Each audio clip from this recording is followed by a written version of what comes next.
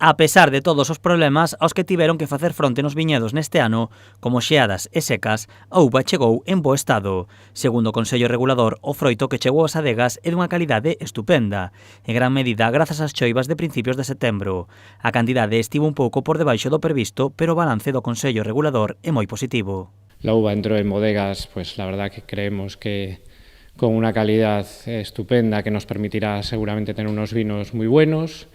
Tuvimos un poquito de merma sobre las previsiones que apuntábamos en el mes de julio, que podrían situarse en los 41 millones y pico. Nos hemos quedado un poquito por debajo, en 40,9 millones de kilos. As condicións climatolóxicas alteran cada ano o ciclo do viñedo.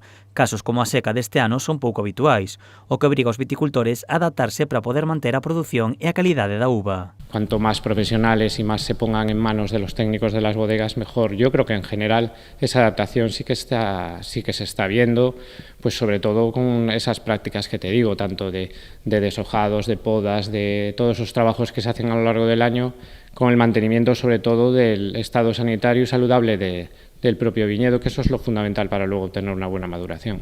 A calidade e a cantidade da uva tamén afectan ao precio ao que se pagará o froito.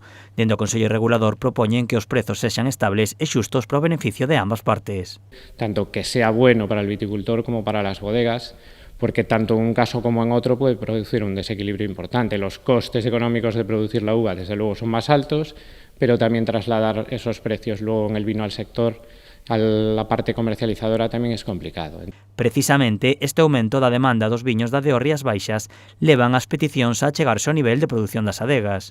O sector atopas algo xusto para cubrir as peticións, pero por agora non hai perigo de quedarse en botellas. A día de hoy, un poco la fotografía de nuestra denominación es que estamos quizá en un punto de un poquito de tensión, pero de otra manera también estamos viendo cómo estos últimos años se están abordando más proyectos de plantaciones y si eso se hace de una manera regulada y de mano de esa demanda, pues aún seguiremos creciendo todos estos años y yo creo que podremos abordar esta demanda con calma. Precisamente as adegas non deixan de comprar terreos para aumentar as súas producións.